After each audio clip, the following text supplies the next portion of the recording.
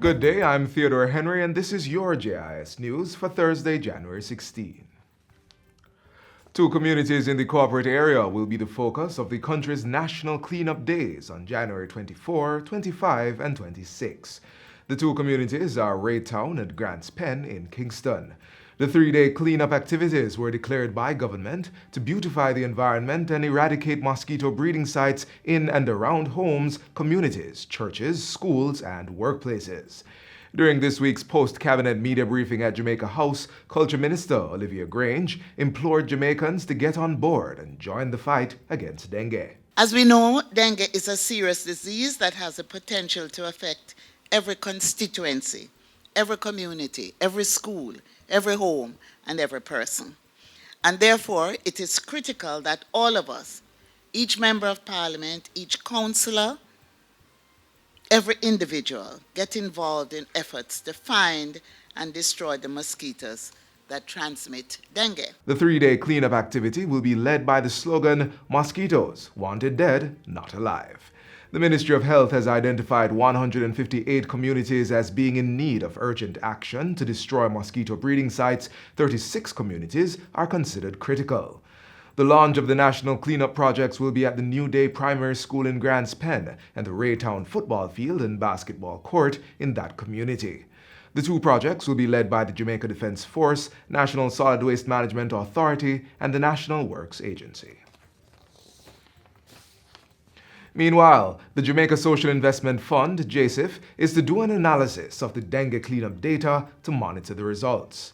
Managing Director of JIS, Omar Sweeney, says the information will determine if the exercise should continue. The metrics in terms of what Dr. Tufton spoke to in terms of cases and the identification, the metrics in terms of tonnage of waste that's been removed, all of these things will give us the indicators as to whether or not the program really needs to be extended beyond that. Mr. Sweeney was speaking at Wednesday's post-cabinet media briefing at Jamaica House. To support the January 24 to 26 activities, the agency will also be providing vector control workers with mosquito nets for drums and other resources needed to carry out their jobs. These are to be deployed across vulnerable communities in 7 parishes, in which the agency has an active environmental and solid waste program. The environmental management program we're doing here will ensure that these vulnerable communities will also receive the resource capability that will ensure that they also have the ability to be a part of this program. He says JIS will also be providing $90 million for the training and deployment of an additional 200 vector control workers across 30 vulnerable communities. A new National Public Key Infrastructure (NPKI) project has been launched by the government under the National Identification System (NIDS) program. The NPKI project was launched on Wednesday and will be rolled out during the next 7 months with the objective of making Jamaica a more digital society. It will enable trusted electronic identities for people, services, and things, and make it possible to implement strong authentication, data encryption, and digital signatures based on a certifying authority. In a PKI environment, citizens can log on securely and validate their transactions online. Citizens can prove who they are in the online environment, and citizens can digitally sign documents in a few clicks. The technology minister says the national public key infrastructure will also provide security for the new national identification cards. Currently, the Passport, Immigration and Citizenship Agency, PICA, and eGov Jamaica Limited are the first agencies to utilize the NPKI. The Registrar General's Department, RGD, is to be the next entity.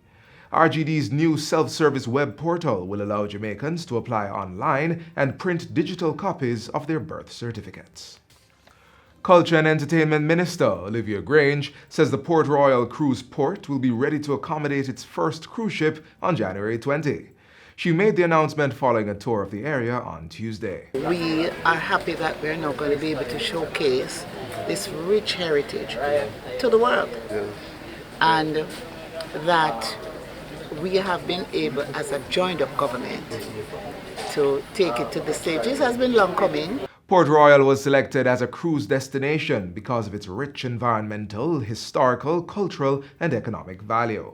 With the development of Fort Rocky and Fort Charles, the entire area will be earmarked as the first entertainment zone in Jamaica. To help residents take advantage of these opportunities, Ms. Grange says her ministry has provided residents with training in various economic enabling programs. Jewelry making, batik, chasing, so they have come up with their own Port Royal brand, and that will be trademarked. So the people of Port Royal can be pleased to know that not only are they known for the fish and the sea and the water, but they are also artisans who have branched out into other forms of creative production.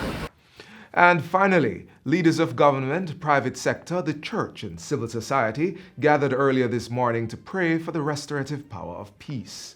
The leaders asked for divine intervention and direction to wrestle the country away from the clutches of crime and violence while bringing lasting peace to the nation. The 40th celebration of the National Leadership Prayer Breakfast was held at the Jamaica Pegasus Hotel under the theme Pursuing the Power of Peace. The Violence Prevention Alliance's Child Resiliency Program is this year's beneficiary of the annual event. The program provides educational and development support for children with disabilities, as well as those impacted by abuse, neglect, and violence. And that's it for JIS News Today. I'm Theodore Henry. Thanks for watching.